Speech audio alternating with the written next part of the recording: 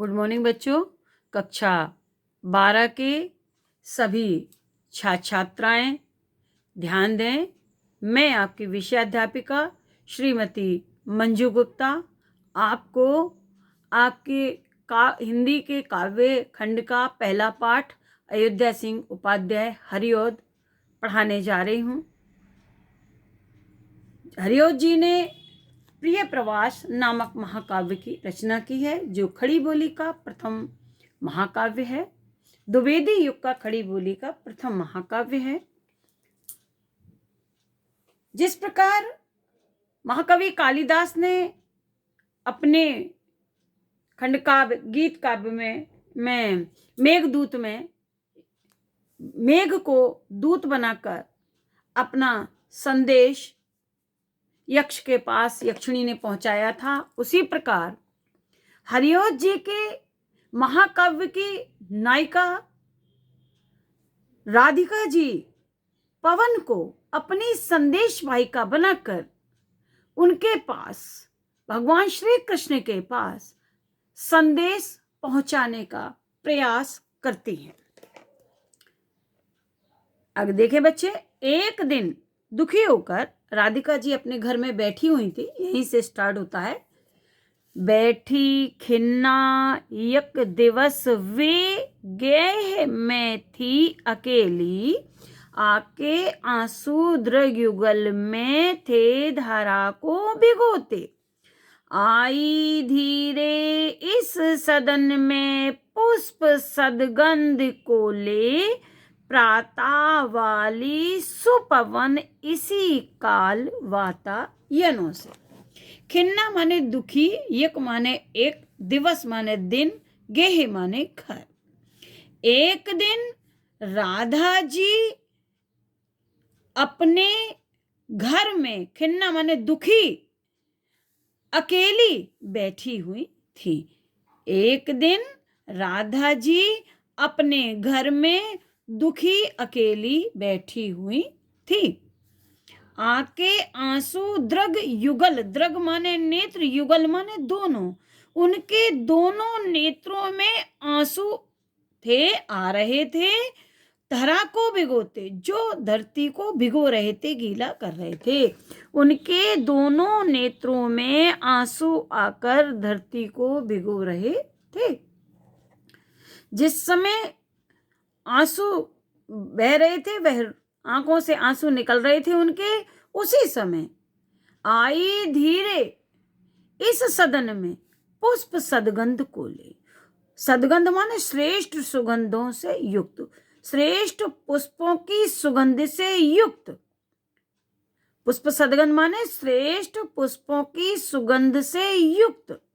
प्रातः वाली सुपवन इसी काल वातायनों से।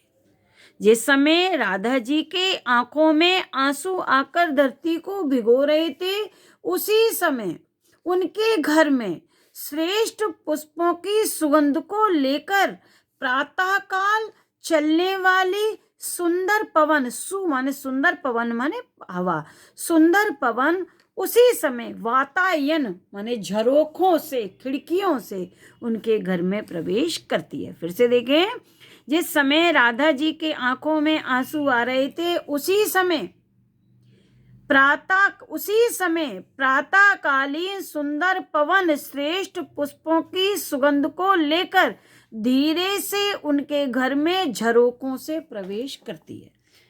फिर से देखें, ऐसे भी लिख सकते हैं, उसी समय उनके घर में श्रेष्ठ पुष्पों की, इसी समय उनके घर में श्रेष्ठ पुष्पों की सुगंध को लेकर के प्रातःकाल चलने वाली सुंदर पवन धीरे से झरोकों से उनके घर में प्रवेश करती है, आती है।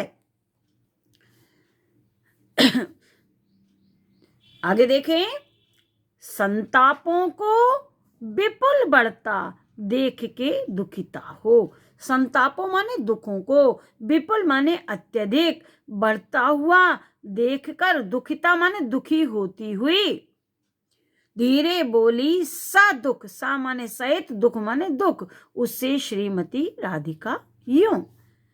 अर्थ देखिए, अपने दुखों को अत्यधिक बढ़ता हुआ देखकर दुखी होती हुई राधिका दुख सहित उस पवन से धीरे से श्रीमती राधिका बोली। श्री माने श्रेष्ठ, मति माने बुद्धि। श्रीमती राधिका माने श्रेष्ठ बुद्धि से युक्त राधिका। फिर से देखें, अपने दुखों को अत्यधिक बढ़ता हुआ देखकर दुखी होती हुई राधिका उससे माने किससे, पवन से, उस पवन से धीरे से दुख सहित श्रीमती राधिका जी यूं बोली। क्या बोली? प्यारी प्रातः पवन इतना क्यों मुझे है सताती।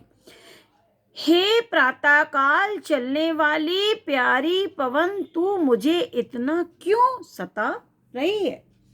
क्या तू भी हुई कलुषित, क्या तू भी है कलुषित हुई काल की क्रूरता से? क्या तू भी है कलुषित हुई काल की क्रूरता से? राधा जी कहती हैं, क्या तू भी काल माने समय की, क्रूरता माने कठोरता से दूषित हो गई है? क्या तू भी काल की क्रूरता से दूषित हो गई है? क्या तू भी समय की कठोरता से प्रभावित हो गई है? क्या तुझ पर भी समय की क्रूरता का प्रभाव पड़ गया है? पवन से कहती हैं, हे प्रातःकाल चलने वाली सुंदर पवन, तू मुझे इतना क्यों सता रही है? क्या तू भी समय की कठोरता से दूषित हो गई है, प्रभावित हो गई है? बच्चों, मैं आज आपको यहीं तक पढ़ा रही हूँ। आगे कुछ क्वेश्चन आंसर हैं जिसको आपको कॉपी में करना है, उसको आप ध्यान से देखें और अपनी कॉपी पर करते जाएं, जिससे आपका काम होता जाए और आप अच्छी तरह से पढ़ती जाएं, जिससे लिखने का कार्य खत्म हो जाए।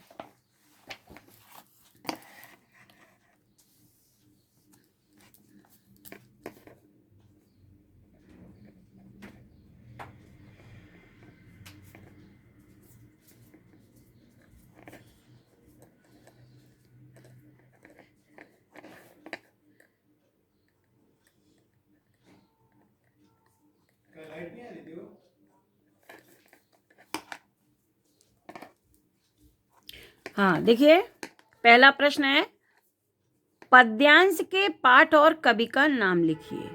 पद्यांश का पाठ है का नाम है पवन दूतिका। ठीक है। और कवि का नाम है अयोध्या सिंह उपाध्याय हरिऔध। दूसरा क्वेश्चन है, रेखांकित अंश की व्याख्या कीजिए। रेखांकित अंश आपने देखा था पढ़ते समय, उसकी आपको व्याख्या करना है। जब आप अर्थ को पढ़ेंगे तो उसकी व्याख्या आसानी से कर लेंगे। तीसरा प्रश्न है, प्रस्तुत पंक्तियों में राधिका किससे बातें कर रही है? उत्तर हो जाएगा, प्रस्तुत पंक्तियों में राधिका पवन से बातें कर रही, और वह कैसी है? कैसी है राधिका जी, नहीं पवन। और वह कैसी है? तो लिखेंगे, और वह पवन सुंदर पुष्पों की सुगंध से युक्त है। जिस पवन से बातें कर रही हैं वह श्रेष्ठ पुष्पों की सुगंध से युक्त है, या फिर ये लिख देना, वह पवन सुगंधित है। चौथा प्रश्न है, प्रातःकालीन सुपवन किस मार्ग से राधिका के घर के अंदर आई? उत्तर होगा, प्रातःकालीन सुपवन झरोखों के मार्ग से राधिका के घर के अंदर आई। पांचवा प्रश्न है, राधिका जी ने दुखी होकर धीरे से पवन से क्या कहा?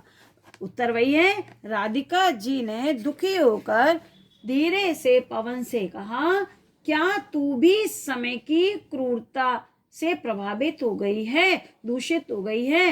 या पे ये लिख देंगे, क्या तुझ पर भी समय की क्रूरता का प्रभाव पड़ गया है? जो आप चाहें वो लिख दें। बच्चों, आज यहीं तक है, आगे का कल मैं आपको पढ़ाऊंगी। आप अपनी कॉपी में करते जाइए। Thank you.